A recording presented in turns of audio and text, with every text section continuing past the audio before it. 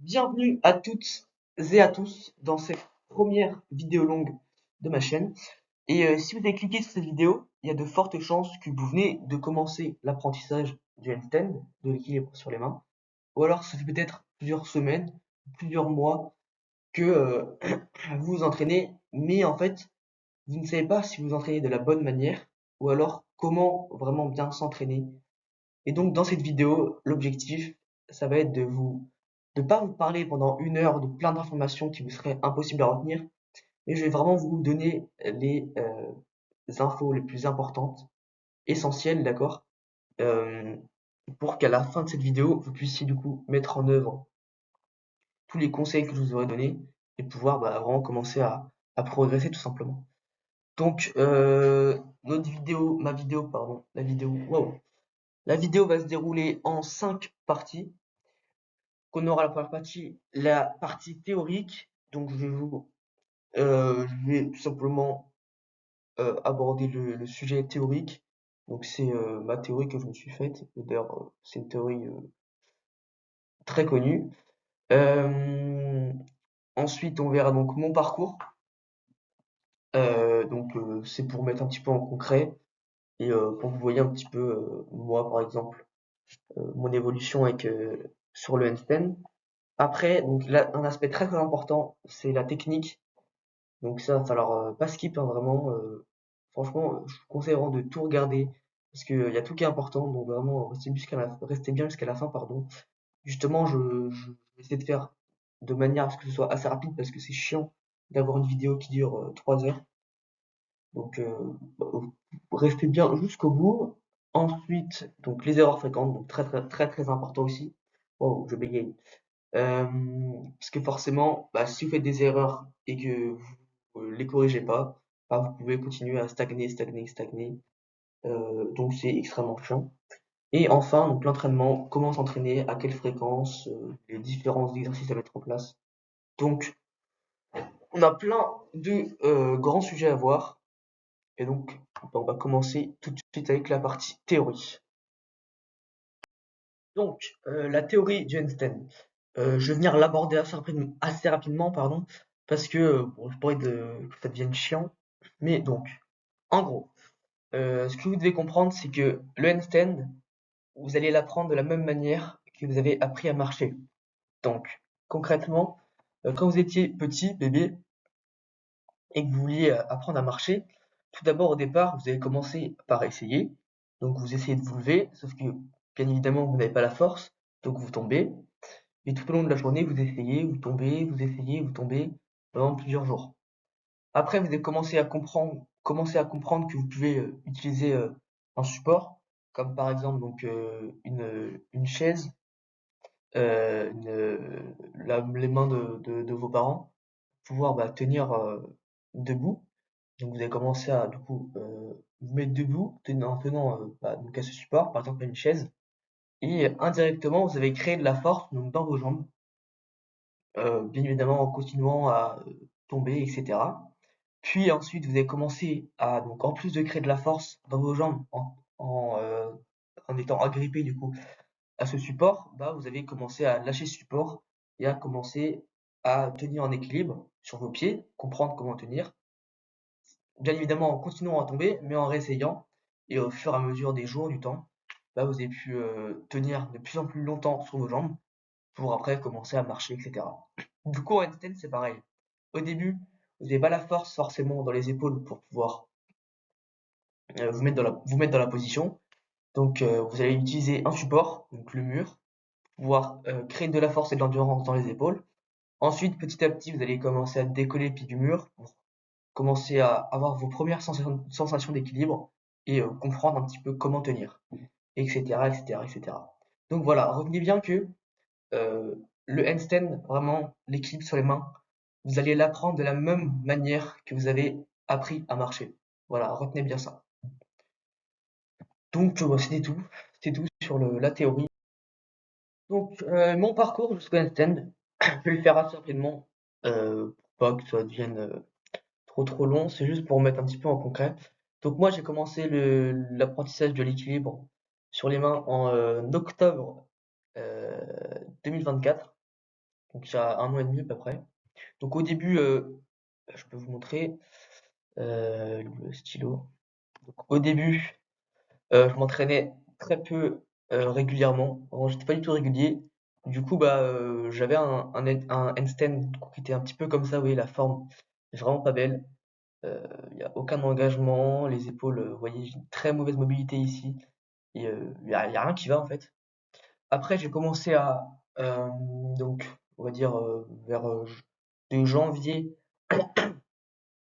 à juin 2025, donc avant l'été dernier, début d'année, et là j'ai commencé du coup à être beaucoup plus sérieux, donc à m'entraîner vraiment régulièrement, donc tous les jours, vraiment. Euh, le problème, c'est qu'en fait, j'étais très régulier, mais j'entraînais beaucoup trop. Donc, vraiment, je pouvais avoir jusqu'à 1 heure ou 1 heure et demie par jour, mais de la mauvaise manière. Du coup, bah forcément, j'entraîne énormément, mais vu que je m'entraîne mal, bah, en fait, je gagne rien. Du coup, j'ai fait que stagner entre janvier et juin. J'ai fait que stagner. Il s'est rien passé, c'était horrible. Et après, donc l'été, de juillet à septembre, même de juillet à août, hein. On va dire du coup de juillet à septembre. C'est hyper moche ce que je fais. Bah, je me suis entraîné de la bonne manière. J'ai trouvé donc comment s'entraîner correctement. Et donc ça, je vous expliquerai après. Et donc, bah, j'ai pu forcément améliorer donc ma forme, mon endurance, mon équilibre. Vous voyez que là, bah, ma forme était horrible. Je tenais même pas 5 secondes. Là, vous voyez, une forme qui est vraiment très très correcte. Je pouvais tenir, je peux tenir jusqu'à à cette date-là, je peux tenir jusqu'à peut-être 1 minute d'handstand. Aujourd'hui, je peux aller chercher les 1 minute 30, 2 minutes. Et, euh, et je peux voilà, faire des jeux, bouger les jambes. Je commence à apprendre le one arm handstand. Donc vraiment, j'ai vraiment extrêmement évolué. Mais la grosse différence, ça a été sur ces 2 mois, donc de juillet on va dire, à septembre. La progression a été folle, tout simplement parce que je me suis entraîné de la bonne manière et correctement. Voilà, donc c'était tout. Maintenant, du coup, on va passer à l'aspect technique, très très important. Donc, soyez attentifs. Donc, maintenant, on va voir la technique. Donc, je l'ai séparé en 3 points, donc 3 aspects techniques donc importants. Donc, on va commencer donc avec le premier que vous voyez ici, donc l'alignement. Donc, cet aspect-là, il va être super important, tout simplement parce que, en fait, être aligné déjà, forcément, visuellement, c'est plus joli, forcément. Mais c'est surtout que le fait d'être aligné, ça va vous permettre de tenir plus facilement votre équilibre parce que vous aurez moins de tension, donc que ce soit dans les poignets, dans les épaules, etc. Donc ça va être super important. Donc j'ai fait, hop, j'ai mis une image aussi donc debout, vous voyez, parce que en fait, quand vous êtes pardon debout, donc ça revient un petit peu à côté théorique. Vous devez également être aligné normalement. Donc vous devez avoir ici donc les pieds, ouais, les genoux et le bassin qui doit être aligné. D'accord? Il y a beaucoup de gens, je pense que vous voyez, qui souvent donc cambrent, vous voyez.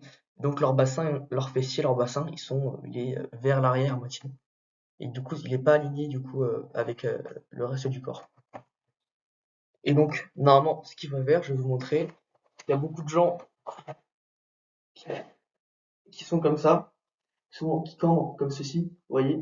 Et normalement, ce qu'ils doivent faire, normalement, c'est donc, là, ils sont en antéversion du bassin et ils doivent être en rétroversion du bassin. Et vous voyez, comme ça, le bassin est aligné du coup avec mes pieds, mes genoux et le reste du haut de mon corps. Alors que si je suis comme ça, vous voyez, c'est pas aligné. Il y a beaucoup de gens qui cambrent de cette manière-là, alors qu'ils doivent rétroverser le bassin. Voilà. Petite parenthèse. Et du coup, quand vous êtes en équilibre, ce que vous devez aligner, du coup, je l'ai mis ici en rouge, vous voyez, c'est donc poignet, épaule et le bassin. Euh, Donc comme je disais, du coup, le fait d'aligner ces 3 points-là, donc ça va vous permettre d'avoir moins de tension donc dans les poignets, dans les épaules, etc. Et du coup d'avoir une meilleure forme et que ça soit plus visuellement plus joli. Et donc pour aligner ces 3 points-là, souvent le problème que rencontrent les gens, c'est une faible mobilité des épaules. Donc moi aussi ça a été mon problème, et d'ailleurs ça l'est toujours. Du coup, dans la fin de la vidéo, donc dans la partie entraînement, je vous montrerai les exercices que vous pourrez mettre en place du coup pour améliorer cette mobilité d'épaule. Euh, et sinon, bah là je vous ai dit tout simplement l'aspect du coup de l'alignement. C'est d'abord très important et il faudra le travailler sérieusement bah, du coup à l'avenir. Maintenant, on va voir la deuxième partie technique très importante, c'est-à-dire les mains. Tout simplement parce que en fait, c'est votre point d'appui sur le sol qui vont bah, vous permettre de ne pas tomber en avant ou en arrière.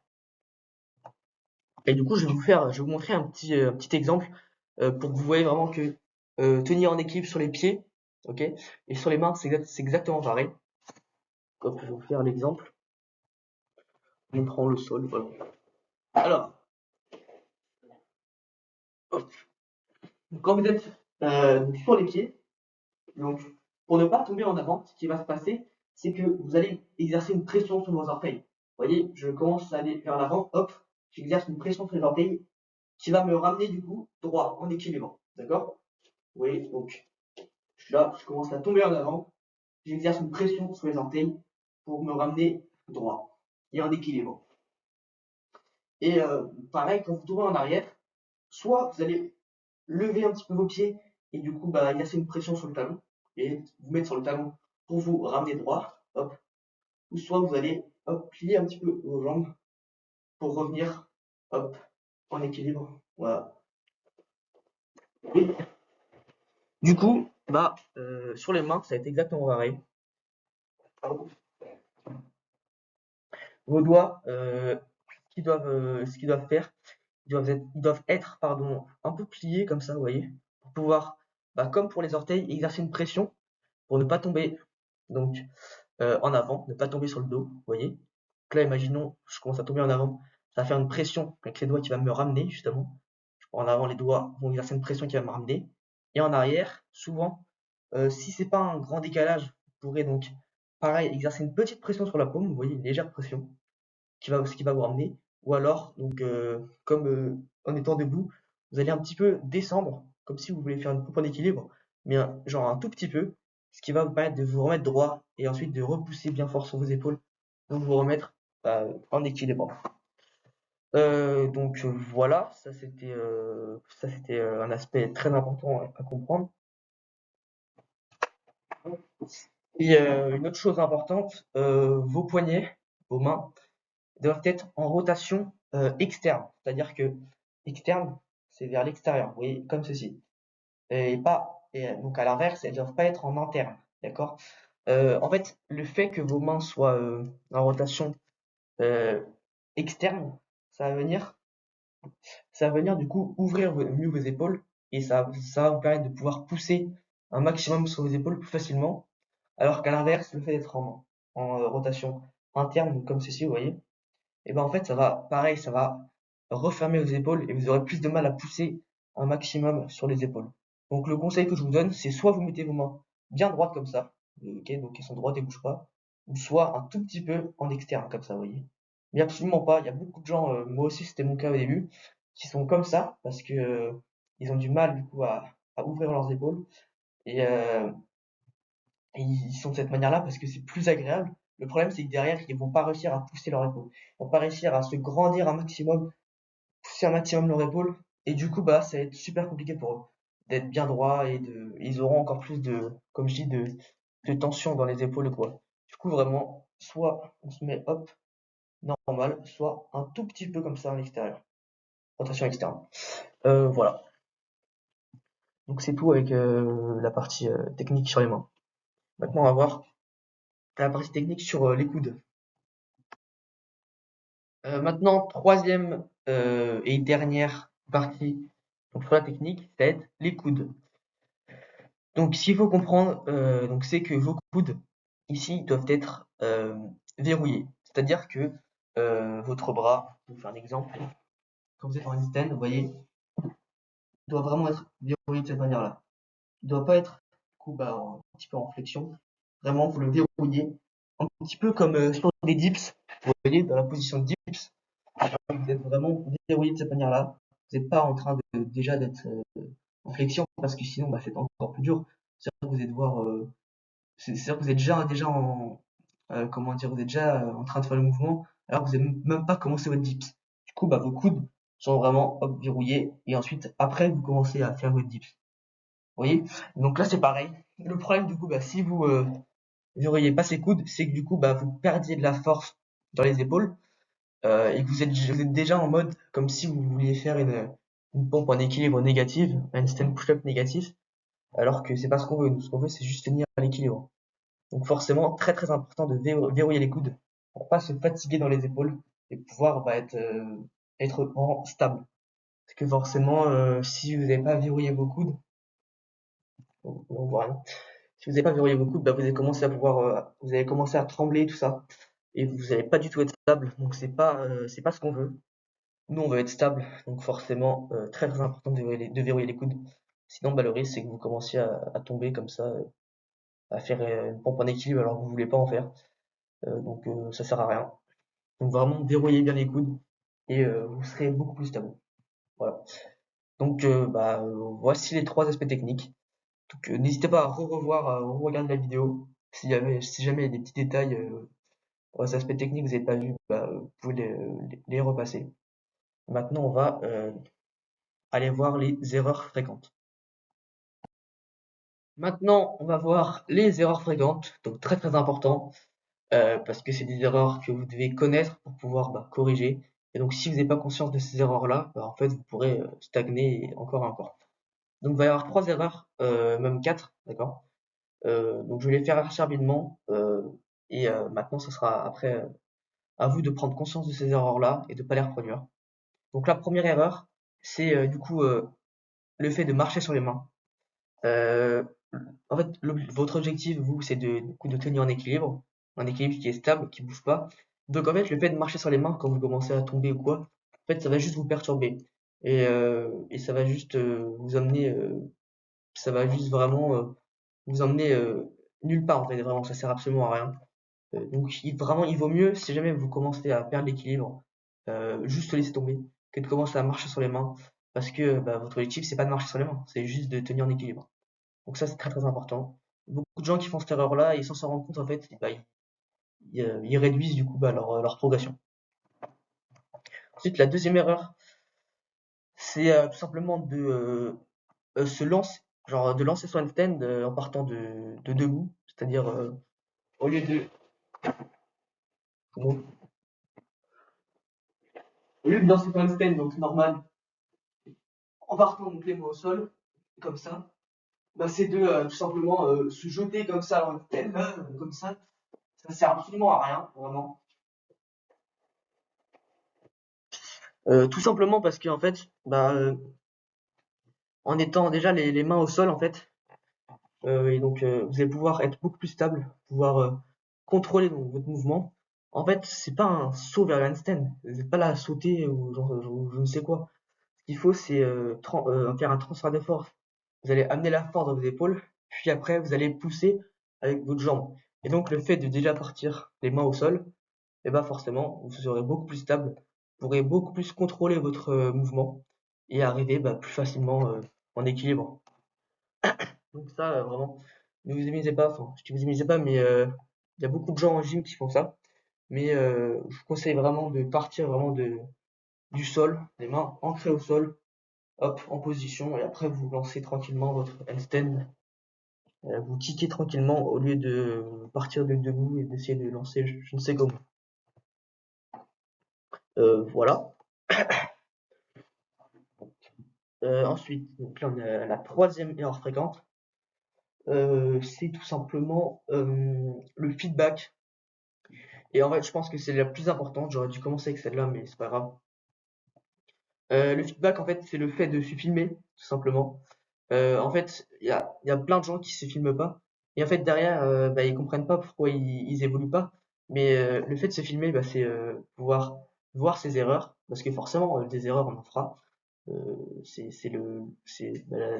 dans tout apprentissage, on fait des erreurs. Et donc, le fait de se filmer, bah, c'est voir ses erreurs, les comprendre et les corriger. Donc, si tu te filmes pas, bah, forcément, tu te rends pas forcément compte des erreurs que tu fais, tu pourras pas les corriger, et donc bah, forcément tu vas stagner. Donc très important de se filmer. Vraiment, moi, sans mentir, je filme presque tous mes entraînements. Genre vraiment, moi, quand on regarde mon téléphone, on regarde mon temps de téléphone, je suis à je sais pas combien de temps dans la caméra juste parce que je me filme. Et bah, en fait, juste vous filmez, vous regardez vos essais, vous notez, enfin vous regardez, vous dites est-ce que cet essai-là, bah, j'ai bien, qu'est-ce que j'ai bien fait, qu'est-ce que j'ai mal fait, pour pouvoir corriger par la suite. Et après, bah, les vidéos, juste vous les supprimez, quoi. Vous gardez certaines vidéos qui peuvent être intéressantes. Mais voilà, vraiment, filmez-vous. Euh, Si vous pouvez filmer même tout votre entraînement et regardez chacun de vos essais, c'est franchement faites-le. Parce que vous allez voir que ça va vraiment vous permettre de pouvoir corriger vos erreurs et prendre conscience du coup bah, de toutes les erreurs que vous faites pour pouvoir les corriger. Ça c'est très très important. Donc là, et enfin du coup la quatrième erreur fréquente, c'est pas vraiment une erreur, mais le problème, c'est un petit peu le côté mental. Euh, c'est important vraiment d'être patient, d'essayer de rester calme. Dites-vous que le handstand c'est vraiment très aléatoire. Il y a une séance pour être incroyable, genre ça se trouve là. Demain, vous pouvez faire une séance qui est juste incroyable. Vous vous dites, ouais, j'ai évolué et tout, c'est super. Et le jour d'après, en fait, ça va être la pire séance de votre vie. Vous allez rien réussir du tout. Donc, vraiment, ne réfléchissez pas. C'est comme ça. Il y a des séances bien, des séances merdiques, des séances moyennes, bref. Et justement, ces séances merdiques, bah, vaut mieux que vous les utilisiez de la bonne manière. Donc, pour aller travailler l'endurance, la technique, etc. Au lieu de juste vous morfondre sur vous-même et abandonner, ça sert à rien. Donc vraiment, essayez de rester calme, rester patient, voilà. Et au pire, si vraiment vous êtes énervé, utilisez cet énervement pour faire un truc bien que de juste rien faire. Donc voilà. Donc c'était les erreurs fréquentes et je vous conseille vraiment de prendre conscience de ces erreurs-là et pas de les refaire. Parce que sinon vous allez vraiment perdre du temps, ça va être vraiment chiant pour vous. Moi, je parle de ces erreurs-là parce que c'est très clairement celles que j'ai eues, celles que j'ai encore un petit peu quelquefois. C'est surtout le côté mental, donc énervement, tout ça. C'est très important de essayer de rester calme et normalement vous verrez que par la suite vous évoluerez tranquillement à votre rythme. Donc voilà, et bah, maintenant on va pouvoir passer à la partie entraînement. Enfin, la dernière partie, donc sur l'entraînement. Vous allez voir que ça va faire écho à la partie donc théorie. Comme je disais que vous apprendrez le handstand de la même manière que vous avez appris à marcher. Et bien là, bah, l'objectif, euh, ça va être de pouvoir, si vous pouvez, de vous entraîner tous les jours. Donc ce qu'on va faire, ce que vous allez faire, c'est qu'en gros, dans la semaine, par exemple, je vais faire un exemple avec une semaine, euh, ça serait du coup de pouvoir s'entraîner tous les jours, ok? Donc vous aurez du coup donc des entraînements du coup tous les jours, donc des petits entraînements de entre 10 et 20 minutes, vous voyez, même 10 minutes et un quart d'heure. Et après, 2 à 3 fois par semaine, pardon, vous aurez des gros entraînements de une demi-heure à une heure, où là vous travaillez vraiment plutôt plus les aspects techniques, endurance, etc. D'accord? Donc les entraînements, les petits entraînements donc comme je dis, de 10 minutes, un quart d'heure que vous ferez tous les jours. Donc là, l'objectif, ça sera vraiment de être vraiment focus sur juste l'équilibre. Donc vous ferez faire des trails libres en free. Donc vous mettrez voilà, vous irez au sol, vous ferez des tentatives, des essais, vous tomberez, vous réessayez. C'est vraiment free, voilà, vous découvrez, vous trouvez des sensations, etc. Et après, du coup, vous aurez, du coup, comme je dis, les 2 à 3 entraînements plus longs, donc entre une demi-heure et une heure, pour là vraiment travailler spécifiquement l'aspect équilibre sans la notion de devoir kick, lancer l'équilibre, l'aspect technique, l'aspect endurance. Donc ça, je vais vous montrer juste après euh, juste après la partie mobilité d'épaule, parce que donc dans la prochaine diapo, dans la suivante, je vais juste vous parler de l'aspect mobilité d'épaule qui est très important. d'accord? Donc je vais vous l'expliquer assez rapidement. Et ensuite, je vais vous montrer, après cet aspect mobilité d'épaule, je vous parlerai des exercices du coup que vous pourrez faire du coup durant ces longs entraînements, ces entraînements de une heure, de une demi-heure à une heure, donc plus technique, endurance, etc. Donc, je vous laisse avec la partie mobilité d'épaule. Euh, Ce que vous pouvez faire du coup avant chaque début d'entraînement, ça va être de travailler votre mobilité d'épaule, ok? Euh, donc le fait de travailler la mobilité d'épaule, ça va permettre de pouvoir avoir une meilleure amplitude de mouvement, donc durant votre entraînement, donc de pouvoir pousser un maximum sur les épaules et être encore plus droit. Donc je vais vous montrer un test que vous pouvez faire pour voir si vous avez ou non une bonne mobilité d'épaule. Donc vous mettez hop euh, dos à un mur comme ceci, ok? Ce que vous faites, c'est que vous collez votre bassin et votre dos au mur, et tout le long du test, ils doivent pas bouger, ok? Vraiment, ils doivent rester collés. Ensuite, vous allez venir chercher avec vos mains à toucher le mur derrière. Donc hop, vous montez, et l'objectif, c'est d'essayer de toucher le mur derrière. Vous voyez, moi, je n'y arrive pas. Vous voyez, j'y arrive pas. Vraiment, l'objectif, c'est de coller, pas la paume, mais l'arrière de votre main au mur. Tout en gardant le dos et le bassin collés au mur. Moi, j'y arrive pas du tout. Et donc, si vous y arrivez, ça veut dire que vous avez une bonne mobilité d'épaule. Et si vous êtes comme moi, vous y arrivez pas trop, c'est que votre mobilité d'épaule est à travailler. Et donc, ce que vous pouvez faire, c'est avant chaque début de séance, donc ceux qui ont une bonne mobilité d'épaule, donc qui arrivent à toucher le mur, avec ce test-là, vous pouvez faire les exos là que je vais vous parler, pour aller peut-être 2 minutes avant de commencer votre entraînement sur le handstand. Et ceux qui, comme moi, ont vraiment une mauvaise mobilité d'épaule, ça va être de les travailler. Alors ça, je sais que c'est un petit peu chiant, mais ça va être de les travailler peut-être entre 5 et 10 minutes. 5 minutes, franchement, ça peut suffire. Donc ces exos, c'est celui-ci, vous voyez. Donc on se met dans cette position-là avec un support. Donc là, j'ai utilisé mon lit. Il va falloir faire du coup, typiquement moi ce que je fais 3 séries de 10 secondes où du coup tu viens chercher à étirer au maximum les épaules vers le bas, vous voyez. Donc là, ceux qui ont vraiment une mauvaise mobilité d'épaule comme moi, vous pouvez faire ce que je fais, donc 3 séries de 10 secondes. Après, ceux où c'est leur mobilité est assez correcte, vous pouvez faire que une ou deux séries. Et le deuxième exo, c'est celui-ci. En gros, on prend un élastique, vous voyez, j'ai un élastique pour vous montrer. Hop, j'ai un élastique que je mets comme ceci. Et en gros, donc là moi je fais direct avec blocage 3 secondes en haut. Et du coup en fait, il faut venir chercher le plus haut et le plus loin possible vers l'arrière en haut du mouvement. Là on bloque 3 secondes, on descend, hop, et on refait. Moi je fais 10 reps, vous pouvez faire plus si vraiment vous avez une mauvaise mobilité. Ou moins du coup si vous avez une mobilité d'épaule qui est assez correcte. Donc voilà, c'est vraiment très important. Comme ça, au moins, vous aurez une meilleure amplitude de mouvement pendant votre training et vous pourrez être beaucoup plus droit. Maintenant, donc enfin, on va voir les exercices que vous allez pouvoir appliquer dans vos séances longues. Donc j'avais dit de 45 minutes à 1 heure, mais en vrai, ça peut très bien être de 30 minutes à 1 heure la séance, hein. Ça suffit largement. Donc le premier exo pour travailler vraiment l'endurance, donc que vous soyez débutant ou même en vrai avec un déjà assez avancé, et vous pourrez travailler cet exercice-là donc pour travailler l'endurance dans vos épaules. Donc c'est de faire 3 à 5 séries de ton max de temps. Donc en étant, vous voyez, dos au mur, donc poignets, épaules et bassin qui sont alignés. Vous poussez un maximum sur les épaules. Et donc vous faites 3 à 5 séries de votre max de temps. Donc ça va travailler vraiment l'endurance musculaire dans vos épaules. Et donc c'est très très intéressant. Ensuite, le deuxième exo, pour travailler vraiment l'aspect technique cette fois-ci, c'est de se mettre face au mur, d'accord? Donc là, pas dos, vous voyez, face au mur.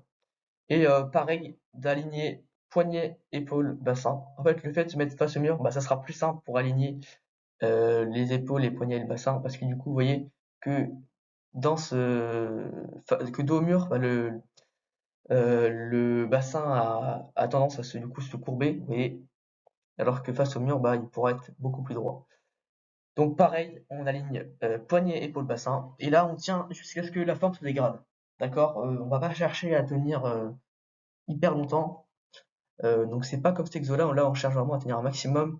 Là on travaille vraiment la technique, donc ce qu'on veut c'est garder une forme qui est correcte, droite, tout ça. Du coup bah on tient jusqu'à ce qu'on sent que par exemple notre bassin commence à partir, on a plus trop de force dans les épaules, du coup commence à tomber vers l'avant ou quoi. Donc là quand on sent que notre forme se dégrade et devient pas ouf, eh bien on lâche et on compte ça comme une série. Voilà, donc 3 à 5 séries. Et le dernier exo pour travailler vraiment l'aspect équilibre sans avoir à devoir kicker, vous voyez, sans avoir à devoir monter en équilibre. D'ailleurs, sachant que le kick est vraiment je pense, l'un des aspects les plus durs. Et je vais vous parler après de comment le travailler. Et bah donc là, donc 3 à 5 séries où petit à petit, vous voyez, on va commencer à décoller les pieds du mur, donc un pied après l'autre, pour comprendre et apprendre la notion d'équilibre. Vous voyez, donc là, je commence à décoller un pied du mur. Après, quand je me sens à l'aise, je commence à enlever l'autre. Et puis, je peux tenir, je sais pas, 3 secondes, 4 secondes, 10 secondes, etc., etc., pour pouvoir tenir plus longtemps et également améliorer sa forme, vous voyez. Donc ça, c'est très très intéressant. Voilà. Et du coup, je l'ai pas mis ici, j'aurais pu le mettre ici en vrai. Pour travailler votre kick, donc le kick, donc pour travailler votre entrée en handstand, un petit exemple. Hop.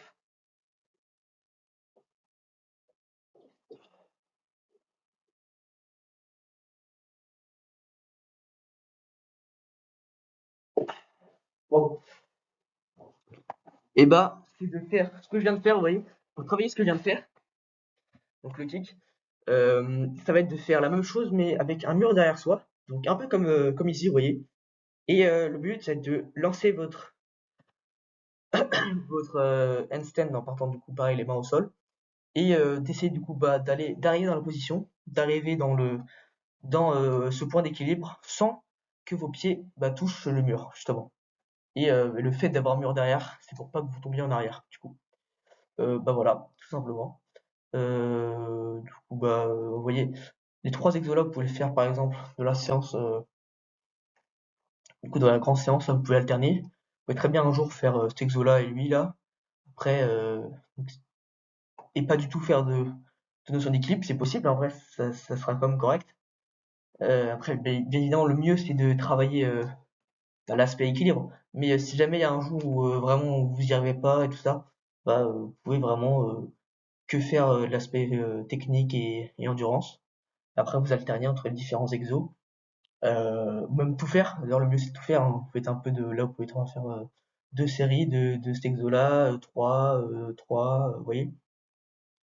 Et les jours du coup normaux, donc dans les petites séances du 10 minutes à 20 minutes, donc faire ce que je viens de vous montrer du coup au sol, avec le mur derrière, pour travailler votre kick, tout simplement. Hop. Voilà, c'est la fin de cette vidéo. Merci d'être resté jusqu'au bout. Vous voyez la vidéo quand même assez longue, quand même, hein, presque 30, 35, même plus de 35 minutes.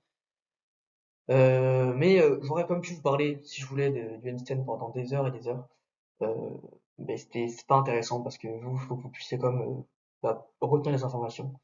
Donc j'espère vraiment que ça vous aura appris des trucs.